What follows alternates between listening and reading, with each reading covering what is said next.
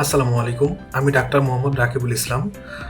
রমজান মাস আমাদের জন্য অনেক গুরুত্বপূর্ণ একটি মাস। এই মাসে আমরা সিয়াম সাধনার মাধ্যমে আমাদের আত্মশুদ্ধির চেষ্টা করে থাকি।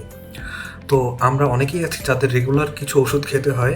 এক্ষেত্রে আমাদের মনে সাধারণ কিছু প্রশ্ন থাকে যে এই রমজান মাসে আমরা এই ওষুধটাকে কিভাবে অ্যাডজাস্ট করে নেব?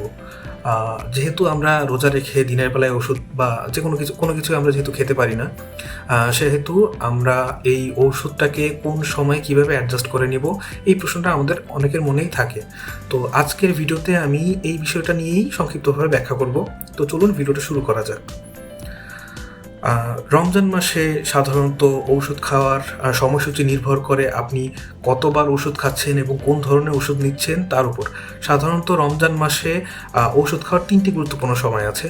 একটা হচ্ছে ইফতারির সময়, একটা হচ্ছে তারাবি নামাজের পর অর্থাৎ ঘুমানোর আগে, আর আরেকটা হচ্ছে সেহরির সময়। তো এক্ষেত্রে যদি আপনার দিনে একবেলা ওষুধ নিতে হয়, অর্থাৎ যদি এরকম হয় যে কোনো ওষুধ আপনার শুধু সকালবেলা খেতে হচ্ছে, সেক্ষেত্রে আপনি সেই ওষুধটা সেহরির সময় অর্থাৎ ফজরের আজানের আগে আপনি এই ওষুধটা খেতে পারেন, একবেলার ওষুধ যেগুলো।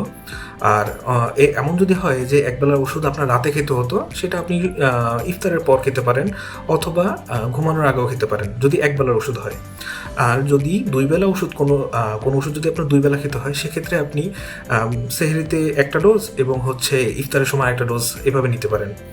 আর যদি 3 বেলা কোনো ওষুধ খেতে হয়, সেক্ষেত্রে আমাদের যে 3টা টাইমের কথা আমি বললাম, একটা হচ্ছে সেহরির সময়, একটা ইফতারের সময়, আর একটা হচ্ছে তারাবির পরে অর্থাৎ ঘুমাতে যাওয়ার আগের যে সময়টা। এই 3 বেলাতে আপনি এই 3 বেলার ডোজের যে ওষুধগুলো আছে এগুলোকে আপনি অ্যাডজাস্ট করে খেতে পারেন। তবে কিছু কিছু ক্ষেত্রে দেখা যায় যে এই 3 বেলার ভিতরে ওষুধ অ্যাডজাস্ট করা সম্ভব হয় না। সেক্ষেত্রে আপনার যে নিজস্ব ডাক্তার আছে সেই ডাক্তারের পরামর্শ নিয়ে আপনি আপনার ওষুধের সেই ডোজগুলোকে অ্যাডজাস্ট করে নিতে পারেন।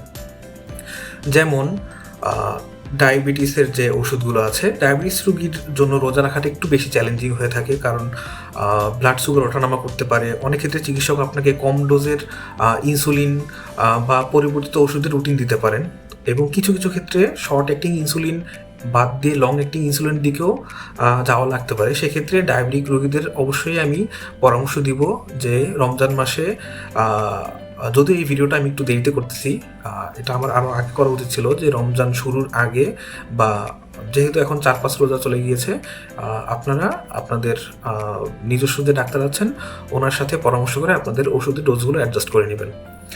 আর উচ্চ রক্তচাপের এবং হৃদরোগের যে ওষুধগুলো আছে, প্রেশার ঠিক রাখতে আমরা সেহরি এবং ইফতারের পর ওষুধ নিতে পারি। তবে উচ্চ রক্তচাপ মানে আপনার ব্লাড প্রেশারটা যদি বেশি হয়ে যায় বা কমে যায়, সেক্ষেত্রে আপনার চিকিৎসকের পরামর্শ নেওয়াটা জরুরি।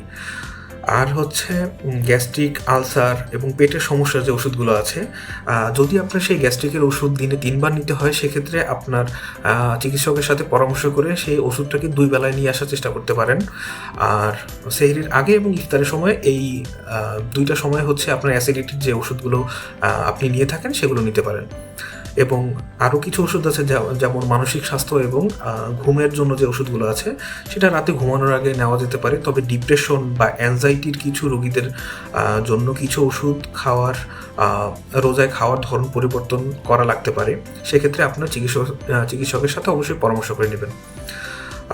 তারপরে ব্যথার ওষুধ বা অ্যান্টিবায়োটিক, যদি আপনার অ্যান্টিবায়োটিক দিনে 3 বার নেওয়ার প্রয়োজন হয়, সেক্ষেত্রে চিকিৎসকের পরামর্শ নিন এবং এটাকে 2 বারে অ্যাডজাস্ট করা লাগতে পারে। কারণ দেখা গেছে যে ওষুধগুলো হচ্ছে আমরা 3 বার ডোজে দেই, আমরা মোটামুটি 8 ঘন্টার ইন্টারভাল রেখে তারপর হচ্ছে আমরা এই ওষুধগুলো দিই। তো এটা আপনার সেহরি থেকে ইফতারের সময়ের ভিতরে 3টা ডোজ 8 ঘন্টা করে কভার করবে না। তো যদি আপনার অ্যান্টিবায়োটিক 3 বার নেওয়ার প্রয়োজন হয়, তবে চিকিৎসকের পরামর্শ নিন, কারণ এটা 2 বারে অ্যাডজাস্ট হতে পারে। ব্যথার ওষুধ প্রয়োজন হলে ইফতার এবং ঘুমানোর আগে নেওয়া যেতে পারে। এবার আসি, কিছু কিছু ওষুধ আমাদের রোজা ভেঙে যেতে পারে কিছু কিছু ওষুধ নেওয়ার মাধ্যমে, এবং কিছু কিছু ওষুধে রোজা ভাঙে না। তো আমি সংক্ষেপে এই 2টা ক্যাটাগরিতেই কিছু ওষুধের কথা বলে দেবো যেগুলোর কারণে রোজা ভাঙতে পারে এবং যে ওষুধগুলো নিলে আপনার রোজা ভাঙবে না। তো নাক বা মুখ দিয়ে নিতে হয় এমন কোনো লিকুইড মেডিসিন বা স্প্রে, এগুলোর নিলে আপনার হচ্ছে রোজা ভাঙতে পারে, যেমন ন্যাজাল স্প্রে এবং মুখের কিছু স্প্রে, ইনহেলার বা নেবুলাইজার বিশেষ ক্ষেত্রে রোজা ভাঙতে পারে, তবে এক্ষেত্রে আলেমদের পরামর্শ নেওয়া ভালো। ইনজেকশন বা সরাসরি শরীরে পুষ্টি সরবরাহ করে এমন যেসব ইনফিউশন আছে সেই জিনিসগুলো হচ্ছে আমাদের রোজা থাকা অবস্থায় অ্যাভয়েড করতে হবে, যেমন গ্লুকোজ ড্রিপ এবং কিছু ভিটামিন ইনজেকশন এবং শক্তি দেয় এমন যে ইনজেকশনগুলো আছে, এই ইনজেকশনগুলো নেওয়ার মাধ্যমে আপনার রোজা ভেঙে যেতে পারে।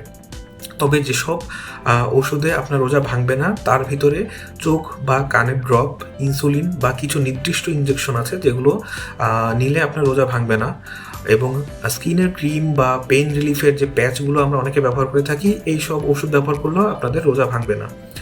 তো পরিশেষে বলি, রমজানে সুস্থ থাকতে হলে ঔষধের সময়সূচি সঠিকভাবে মেনে চলাটা খুবই জরুরি।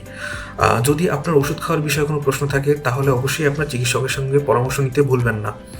আর এই ভিডিওটি যদি উপকারী মনে হয় তাহলে লাইক করুন, শেয়ার করুন এবং আমার এই পেজটা এবং আমার ইউটিউব চ্যানেলে ফলো দিয়ে রাখতে পারেন।